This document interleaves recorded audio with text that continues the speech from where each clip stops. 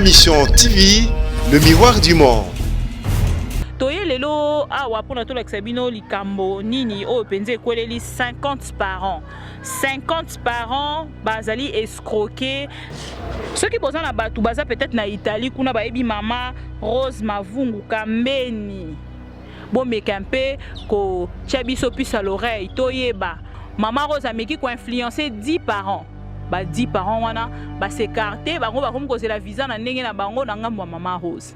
Bana ba surprendre ye na ambassade mukola lobi ka kokende kotika ba dossier basali désordre liboso ya ambassade yango tozomona bandeko mususu pe ba uta diaspora o biso toye pona kosunga président de la République. Oui, nous sommes d'accord avec vous, mais vous venez avec quoi?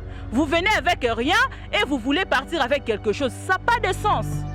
Ba parents ba memami na influence ya muto uti Italie aye asali école so ezaki bibika pinga peut-être vous n'avez pas accepté.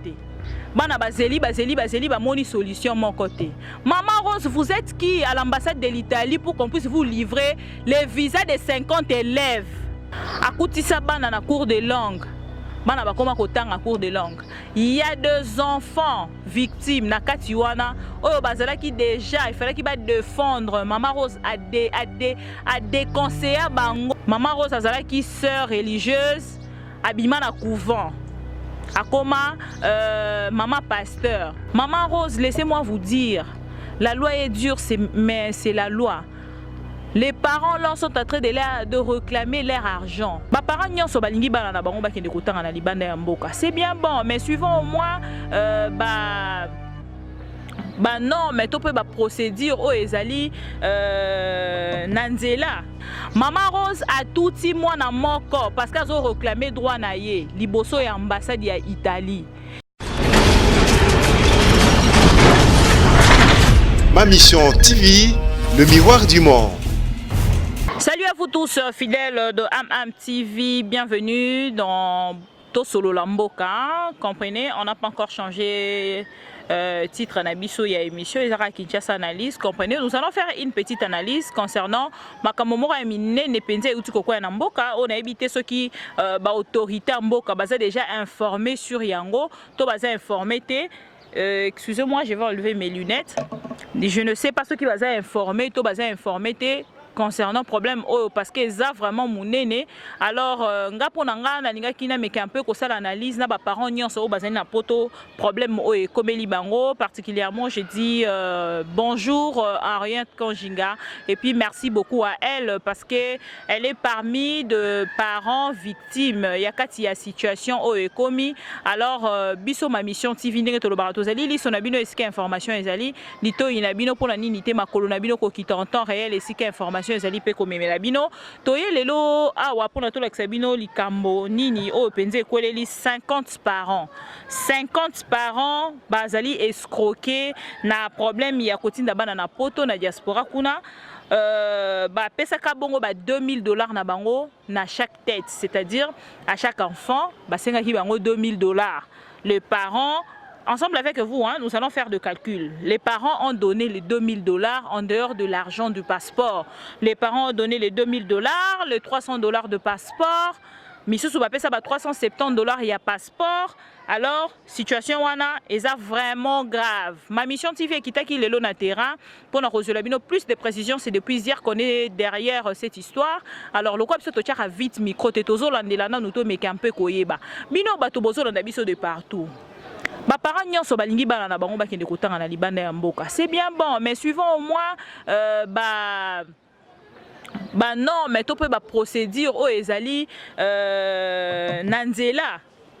Likambo na nila bisabino eza que maman moko na kombo ya Rose Mavungu avant d'arriver na Italie. Ex-sœur ya couvent. Azala na couvent, abima na couvent. L'histoire dans ce bête bino eza réel. Elle est en train de nous suivre parce que tous ces derniers temps on nous a dit qu'elle dort sur les réseaux sociaux. Je suis vraiment très étonnée de savoir qu'il y a une maman où azanga moté malheureux la maman Rose. Maman Rose, laissez-moi vous dire, la loi est dure, mais c'est la loi. Les parents là sont en train de réclamer leur argent. La valeur déjà tout ça la machine nabino $2000 par enfant. Tout ça $2000. Bah, parents, on a la coutena bango, c'est à peu près 40 parents déjà, mais on m'apprend qu'il y a 50 parents. Oh, bazali escroqué. Bah, quoi, on a escroquerie à Maman Rose. Si Maman Rose va nous dire le contraire, le micro est là. Maman Rose, si vous êtes en train de nous suivre depuis quelque part, le micro aussi est là. Pourquoi on appelle ça l'escroquerie? Parce que Maman Rose a se présenté loco là, a se présenté loco là, représentante et ambassade, puis représentante d'une agence où ezali bongo na Gabon et faire voyager ça déjà bana depuis. Maman Rose ezalaki première promotion na ye pour que a faire voyager banana Mikilia Poto. À ça les recrutement il y a 50 élèves. À côté ça banana cours de langue selon ndenge bana bazali ko expliquer biso. À côté ça banana cours de langue. Bana bakoma kotanga cours de langue. Il y a 2 enfants victimes na katiwana. Oyo bazala qui déjà il fallait qu'il va défendre. Maman Rose a déconseillé bango. Na cadre koloba ke bozali ko kende Italie école ya RDC importance nango ezali nini parce que na Italie kuna nyonso so lingo tanga kuna ezali x6. Maman Rose a zui ba parents na moral, les enfants na ba parents ba tomber ba victime. Bana ba sacrifier ba classe na bango o ba bandai déjà kotanga na pression ya Maman Rose kala mingi te nazo zola bino visa bozo kende Italie. Maman Rose a sali recrutement $2000, $2000, $2000, $2000 à chacun. Là, vous êtes en train de me suivre. Torosa la calcul Nabino. Hein? $2000 fois 50, ça fait combien de dollars? Et ça, les parents moussous na kutenaye, azapeka akuna na kati ya école wana na kendaki. Maman Rose a zouye mbongo azana bana 6. Donc, par contre, si bazana bana ba 6, ba 4 alinga faire voyager bana nyonso wana 6. Au sali sikoyo, en dehors il y a 50 élèves, au ezane na mutu il y a 50 parents, au bakisi ba parents au bazana bana mi balé mi satu 4. Et moi je ne sais pas. Ne balobi que Maman Rose azape soki pasteur. Maman Rose azala qui sœur religieuse, abima na couvent. Akoma maman pasteur. Donc c'est-à-dire à l'onga la catholique, akoma na groupe de réveil. Alors Maman Rose a eu 50 élèves, $2000 hein, fois 50 et zo pesa biso $100,000. Waouh! $100,000 oyo okosomela ngo lopango. O exploiter pe autrement $100,000 oyo oroki kosalela ngo makambo ebele. Pourquoi chercher ça de cette façon? Ezalaki promotion ya liboso ya Maman Rose. Maman Rose a tout ti mwana moko parce qu'elle a réclamé droit na ye liboso ya ambassade ya Italie. Si Maman Rose est en train de nous suivre, hein, vient nous dire le contraire de ce que moi Bibi Kapinga je suis en train de dire. En tant qu'une mère, personne m'a donné 50 francs. Personne m'a donné 10 francs. Voilà pourquoi je vais être libre de propager cette information. Parce que je viens de la source. La source. Maman Rose a zui ben élève. A recommandé bango na kati école oh hier ezali pe ayete. Azali ko louer na kati école wana ne akoma kotangisa bana cours de langue o apesa bango italiano. Bakendaka koye ko la italiano. Bala bakomi ko loba. Maintenant ba moni nzela italite. Botala niveau ya motema mabe ya Maman Rose. Bana bakomi ko loba déjà hein, italien, balobanine. Hein? Bon, on va comprendre. Bana bakomi déjà ko loba langue ba italien, mais bakomi na nu italité. Ah kana Congo bana bakomo bunga déjà lingala bakendaka cours, bakata ba classe na bango. Bakata ba classe na bango bakendaka sou ba université babande ko kendete. Maman Rose a nourri l'espoir aux enfants, à nourrir bango espoir à munene. Na cadre koloba ke bazali ko kende Italie l'un de ces 4 matins. Bana bazeli ba moni solution mon côté. Maman Rose, vous êtes qui à l'ambassade de l'Italie pour qu'on puisse vous livrer les visas de 50 élèves? Na première promotion s'il vous plaît. Moutoroki kokosa. Metina niveau wanate. Vous pouvez venir nous dire le contraire, mais oroki ko réunir 50 élèves te poto ebisa bango ke ndenge ezali boye nazo zwa visa 50 élèves au salara na gouvernement te. Je ne sais ce qui gouvernement et enregistra agence ya Maman Rose to pe école ya Maman Rose na Kinshasa. ndenge ba parents ba memamaka. Ba parents ba memami na influence ya muto uti Italie aye asali école. Ceux qui bibika pinga peut-être vous n'avez accepté. Voilà, maintenant une personne vient de se faire de l'argent, il vient se faire de l'argent à Kinshasa juste parce que a outi Italie. Yango tozomo la bande komusu soupe ba outa diaspora. Oh biso toye pona kosunga président de la République. Oui, nous sommes d'accord avec vous. Mais vous venez avec quoi? Vous venez avec rien et vous voulez partir avec quelque chose. Ça n'a pas de sens. Ça n'a pas de sens. Vous pouvez venir avec votre projet mais avec 50 000 $. Vous ne pouvez pas venir avec le projet car ba papier à pamba na tant mususu po yibi yango pande kono mo mundele o bo travaillera na ye o mona ki pa na ye o yibi moyen nango na Kinshasa komi ya yo parce que c'est toi qui veux exploiter ça. Mais oui, c'est bien bon, mais avec quel argent? Il y a gouvernement. Olingi gouvernement enregistré projet na yo babimisela au budget. On appelle quoi tozala bandeko moko ya ba ministre na bandeko msusu baza ba parti politique ba komi ko luka ko manigancer kuna na CCCC ko luka ko trouver les bino ba solution pour que bozo mbongo ya mboka après bokena ngo après lobi boko finga lisusu gouvernement na ba travailler qui bien te. Tous ces derniers temps, excusez-moi, naza ba vérité mo na olingana loba parce qu'on a constaté depuis un moment bande konabiso o ya diaspora bande konabiso baza na kati ya politique bazo ça la confusion même la population bazo ça la confusion makambu tellement ebele botaneti likam na lo banabino eza vrai eza réel parce que demain je vais aller le mettre le micro na kotia bango micro lobby ils vont dire des vérités que vous allez pas supporter. Bana ona bakata ba classe na bango tozonga na mouton na biso bana na bakata ba classe na bango. Pour Maman Rose. Maman Rose, Derek, si tu peux nous aider à nous mettre des photos, bah, mon Maman Rose. Une jolie dame, une maman. Ceux qui ont allé dans la musique, cette maman se respecte, hein, vraiment, il n'y a pas deux comme elle. Avant, on a en Italie, bien assise comme ça. Mais à notre grande surprise, une maman qui est en train d'escroquer le peuple congolais. Nekonaye congolais, bananaye ba congolais. Je ne sais pas, peut-être que Maman Rose a kendara na couvent, peut-être Maman Rose n'a pas eu le temps d'avoir d'enfants. Ceux qui ont qui temps et robot tabana, excusez-nous, peut-être au yebi vraiment profondeur, il y a vu à Maman Rose, peut-être aux autres, Maman Rose a sali.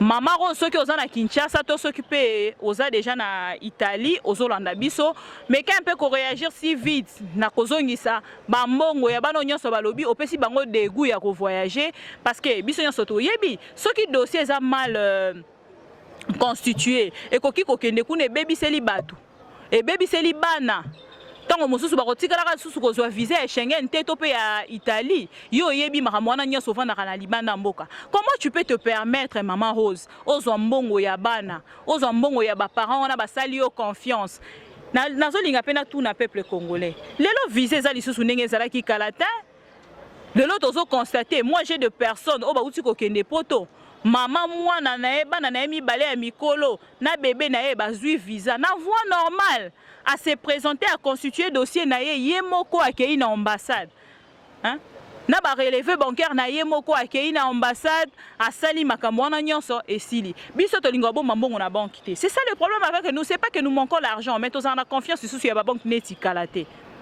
Concernant surtout makambo uté koleka na banque moko ikangama ki ya bambongo abatu kangama kuna ngape mbongo na moko kuna ikangama. Ozo constater que batu bazali sous na confiance ya ba banque té. Yango moto comme la problème ya ba relevé bancaire, mutazo ko rakotia relevé bancaire na été fois luka kaka moi magui moko sala makene kaka na cop pour que a voyager. Ba parents bazo ba mbongo na bango, je ne sais pas comment ça s'est passé. Maman Rose asala ki publicité wapi pour na école na ye, pour na abanda ko zo batu mbongo ndengwana. $2000 c'est beaucoup d'argent. $2000 les mbongo ebele. Ba parents ba pesi yango na ba parents bazena ba bana 4 ba pesi ba $8000. Imagine maintenant tout ça. Maman Rose commence à très mal répondre ces parents-là. Même les enfants. Bana ba surprendre à une ambassade. Mukola lobi ka rokende kotika ba dossier. Ba sali désordre liboso ya ambassade. Je voulais vous prendre une fille ou aza victime pe ya ba situation on est à Maman Rose. Bozo landa na kati ya vidéo la maman o bino bozo mona na kati ya vidéo wana l'ex-sœur en Christ, l'ex-sœur religieuse, voilà. Yende azali la maman oyo azui mbongo ya ba parents Mes parents bah payent $2000, $2000 fois 50, ça fait 100 000. Sans compter mes parents bah là bas mi balé mi ça tout 4. Maman Rose a mis salimbongo, c'est massé de l'argent. A salimbongo penza Maman Rose. Mais visa etikali komona na te. Ah tozali na situation ya visa. Maman Rose a komi kolobaki a kopesa visa na bana 10. Ba parents 10. Balongwe na kati ya groupe o ba misalela ki pona kolandela problème oyo na kati ya moi liboki o basalaki pour que balandela problème oyo. Maman Rose a meki ko influencer 10 parents. Ba 10 parents wana ba s'écarter bango ba komi kozela visa na ndenge na bango na ngambo Maman Rose. Maintenant moi je me demande où photo ça la pe ba enquête to keneti na ambassade ya Italie. Nga déjà nazo luka ba coordonner quelques contacts ya rokene na Italie na ambassade ya Italie pona kende kotuna question sur Maman Rose Mavungu. Maman Rose Mavungu zena na tangela bino kombole mobimba so pe bozana batu mususu baza kuna na kati tala mwasi kitoko pembe ceux qui bozana batu baza peut-être na Italie kuna ba ebi Maman Rose Mavungu Kambeni bon mekampe ko chabiso puce à l'oreille toyeba. Est-ce vrai Maman Rose azalaka na agence o ezali reconnu ti kuna na kati ya Italie parce que place abandel kolela batu mbongo ezalaki kaka kuna na Italie yango nda bandaki makambo nazo faire voyager c'est lokola pe ba parents ebele batika bana na mona Kinshasa bakenda pe poto kala balukaka bana na bango ba rejoindre bango bakoyaki na motambo ya Maman Rose. Maman Rose azui ba mbongo ya ba parents ebele ba menacer Maman Rose na sens ba yepa na biso ba journaliste. Nga en tant qu'une mère, $2000 les ambongo ebele na koki kotika mutu asala mutu mabe ya niveau ndengona te pendant que mutu azotala na ba projet na ye alongoli déjà $2000 atie na kati ya situation wana ke mona na ye alongwa mboka, c'est-à-dire que dans ces projets et si alongola ki 2000 et tikala ki tango mususu mukelobi pona billet pona oh peut-être tikali. Mais Maman Rose andimi kozwa bambongo wana pour que bana bakende te bavandika na Kinshasa. Bana bakomi ko regretter. Tokati ba classe na biso, nga kutu na ngena défendre, nga kutu boye na boye, nga kutu boye na boye. Mais Maman Rose azolo banini pona bana. Maman Rose, si vous êtes en train de nous suivre quelque part, essayez de réagir. Parce que nayoki que Maman Rose azoluka déjà ba caméra. Nga nalanda ki lobby na Molière, nalanda ki pe lobby na chaîne oni. Ndeko Eliezer tokomi wapi pe ba yebi déjà situation wana. Ba tu ebele baza déjà informé la situation wana, on est à niveau ya presse. Ce qui lobby balali balamuki balobi pe ete ndenge komeli to kene na justice et ko sala malamu mingi te. Maman Rose, ce que Zolanda Biso essaye de réagir. Mais pour le parent, tout à l'heure, visa est comme facile. Et Zalakalisu suneti ya kalate. Ce kalamingite abandeko pour na visa même en Afrique du Sud. Et Zalaki faut tinda passeport na Lubumbashi au fouti $350. S'il vous plaît. Mais lelo kaka awa na Kinshasa awa okei osali visa na yo osali demande na yo en bonne et due forme ozwi visa biso wana tokendaki Afrique du Sud na mwana na petite sœur tokendaki Afrique du Sud, c'est-à-dire ceux qui oza na ba dossier na yo oyo réunir oza na assurance penza ya makasi. Soko kei yo moko ko oser ke mutu moko azwa ba dossier na yo azwi mbongo na yo après memeli asaleli yo ba dossier ya malamu te lobi abebiseli yo passeport na yo, ce n'est pas une bonne chose. Maman Rose, pendant que vous promettez 10 visas na bano nyonso oyo 10 visas na 10 passeports ya bana wana na kati ya 50, ce n'est même pas la moitié. Ba papa on a baza déjà influencé, ba parents on a baza déjà influencé na 10 visa on a, mais ce qui est salami bongote. Maman Rose, oko répondre bango nini? Parce que ah déjà comme kokoti sa divergence entre ce parent là que bolanda bato bazo ko luka ko sala chantage te ngala kopesa bino ba visa. Mais pendant que yo moko za informé que na kati ambassade ozali na yo mutute. Koloba mutute peut-être c'est trop dire, mais biso tozo constater que ozali mutu te na kati ya ambassade ozaka ka mutu ozana agence na yo okendaka kosala agence yango pe bandi ezata na expérience moko te il fallait que ezala te otinda ta bana 25 déjà après okende kozwa bana 50 il fallait ko banda tana na 10 lokoso mbongo ememi otina bana 50 nazoyoka pe on dirait za 80. Mais Maman Rose azotala te pasi ya baninga o bazana ngo ya bambongo ya azui ekomi déjà na kati ya poche na ye a répondre bana lobi na bango bokende kofunda nga partout bisika bolingi na kozwela bino avocat o asambela bemba na CPI. Maman Rose azana mbongo Maman Rose azana mbongo ebele.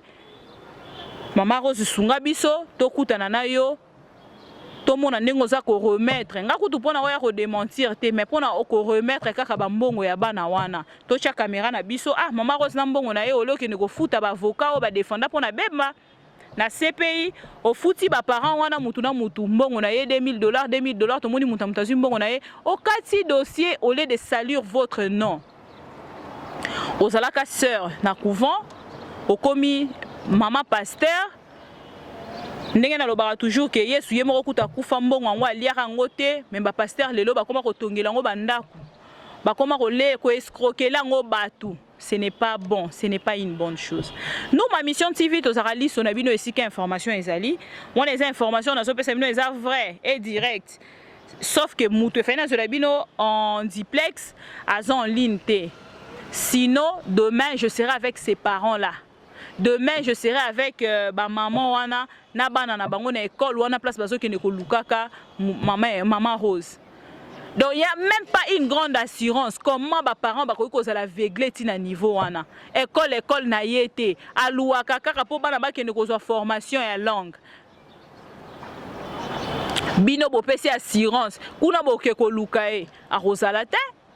À tout moment que bo kende kuna a kozala te. Parce qu'ils n'ont même pas école naé, ils ont assurance mon côté à ta moukete. Maintenant moi je me demande, na bateau mutoyer na kati école nayo a épé ko louer pour pas payer sa formation. OK même pas plus loin. Par contre quand même na école nayo ceux qui m'a ko miné ne makasi. Bako quand même école nayo parce que ozui muto aza ko escroquer bateau ko loger na kati, au sali sous logement. Na kati école nayo.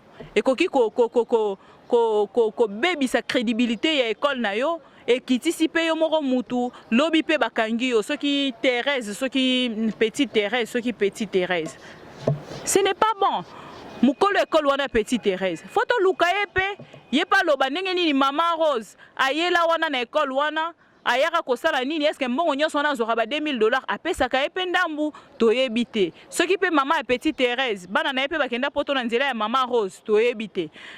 Et comme escroquerie moko à haut niveau, tokoki ko permettre à yango te surtout que ça 50 élèves vraiment na comment travailler pour na mbongo te mais pour na population. Et ça peuple congolais ndazo ko peine na kati ya problème wana. Voilà pourquoi moi et ma mission TV to kitaki to zu information to yelibino. So vous en a plus de précision, ya makambo etali Maman Rose, appelez-moi à ces numéros. Je reviendrai encore sur ces plateaux. Je vais revenir juste pour vous. Pour que tu me ko dénoncer. Ba makambo boy comme ko sala ma mingi tellement to lembi yango. Ezo sala ma tellement mingi to baye. Muto ko sala te ko sala kana yo te o vandika na bureau moko zora batu ba $2000. C'est anormal. Oko sala te ko sala kana yo te o vandika na bureau moko bo zora batu ba 5000. Yekuta zu ba 2000 parce qu'il avait beaucoup de têtes. Batu musu ba zora ba $5000 hawa. Atazara na 5 têtes à Pambazuka $5000, $5000 et sili akimine. Mais Maman Rose a motema a quand même prix abordable $2000 comme ça bête machine à 50 100 000 et puis voilà tout la moussi. Vraiment Maman Rose essayait de faire quelque chose. Maman Rose mavungu nani un instant. Maman Rose Mavungu Kambeni, voilà. Maman Rose essayait de faire quelque chose parce que Mbongo eza motoki ya mutu. Mutu nde alukaka yango. Soki mutu aluki mbongo wana na mutoki na ye apesi yo. Tanga bandi ko réclamer o ezaki ke mutu azo revendiquer parce que ayebi yo te.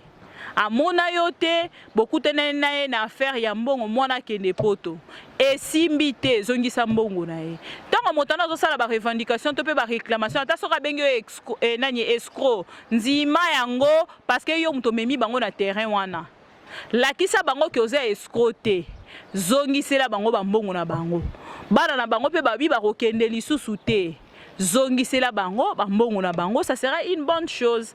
Au lieu que ovandi dans le néant, ozo réagir te, ovandi na yo parce que balobi okomi kotambola na ba JR, na ambassade o memela ki bana ba JR, o touti mwana moko aza na kuna na hôpital à Saint-Joseph, ce n'est pas bon.